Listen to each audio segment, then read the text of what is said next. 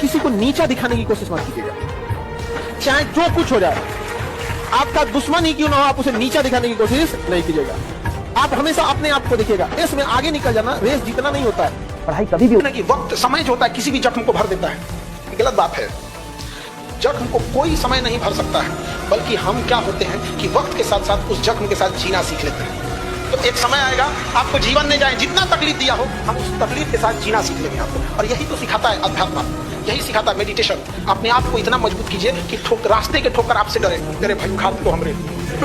कुछ लोग अपनी अभी माँ बाप अपना पेट काट के आपको पढ़ा रहे हैं, तो आप हर हाल में आपको जीना है किसके लिए? माँ बाप। ज्यादा दिन हम थोड़ी बोल रहे हैं, आपकी जिंदगी का कितना 2 से 4% टाइम ये लगेगा। 1 से 1.5 साल बस यही डिसाइड करेगा कि पूरी जिंदगी, पूरा खानदान आपका कैसा रहेगा और कैसा नहीं रहेगा। और इसी में स्टार्टिंग में ही थोड़ा बहुत अगर आप भटक गए तो फिर कभी सक्सेस नहीं होंगे। फिर अपने आप को कोसने से कोई फायदा नहीं।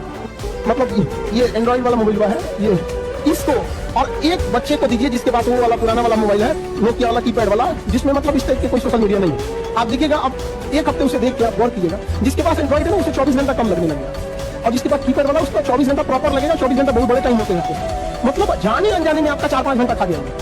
दर्द आपके लिए पढ़ाई शौक नहीं है, मैं एकदम साफ बोल रहा हूँ।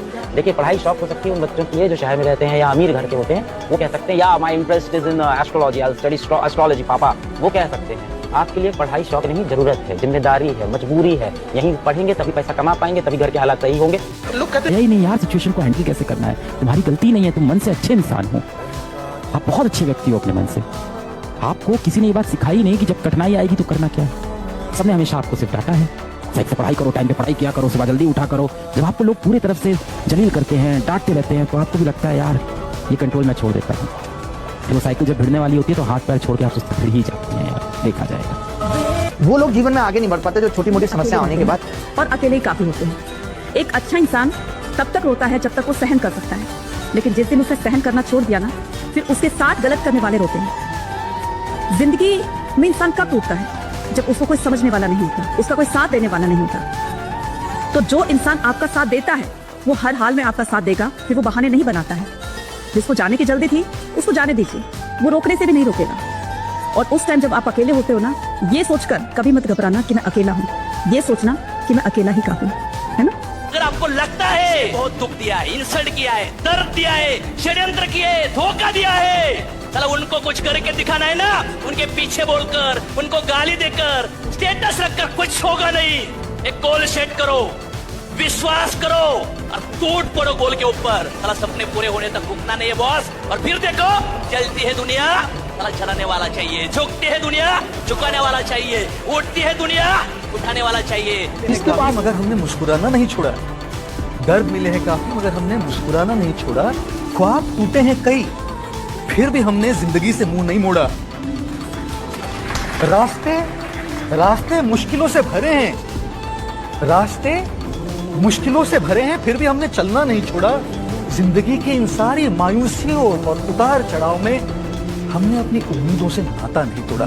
टैलेंट मार्क्स लाना नहीं है, टैलेंट है दुनिया में अपने आप को शांत बनाए रखना किसी भी परिस्थिति में। अरे किसी ने सिखा दिया, निष्क्रिय हो जाते हैं, इनएक्टिव हो जाते हैं।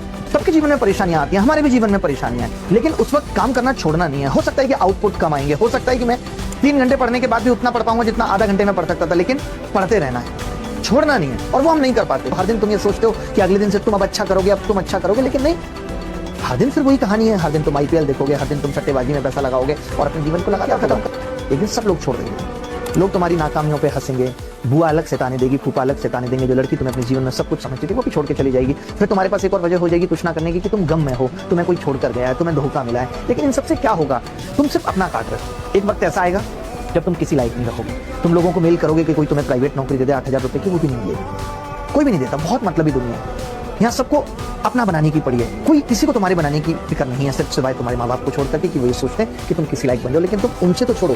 बहुत से लोग ये कह रहे हैं कि अपने माँ बाप से धोखा मत करो, लेकिन माँ बाप तो सेकेंडरी है, तुम अपने आप से ही धोखा कर रहे हो। एक चीज से हमेशा बचिएगा, चाहे लाइफ में कितनी भी परिस्थिति आ जाए। इतनी इंटरेस्टिंग नहीं हो सकती है जितना आपको इंस्टाग्राम पे वो रील्स लगती है। और इसका सीधा आंसर ये है क्योंकि पढ़ाई करने से आपको जो रिजल्ट मिलता है वो कुछ समय बाद मिलता है। गरीबी के कारण तंबाकू खाना नहीं छोड़ते लोग, गरीबी के कारण सिगरेट पीना नहीं छोड़ते हैं, गरीबी के कारण पान खाना नहीं छोड़ते हैं, तब तो पैसे आ जाते हैं। गरीबी के कारण पढ़ाई नहीं कर पाया सर, गरीबी के कारण बच्चों को पढ़ा नहीं पा रहा हूं सर, तो ये सिर्फ बहाने हैं। जिसको जीवन में कुछ बनना होता है वो अपने आप को सुधारता है।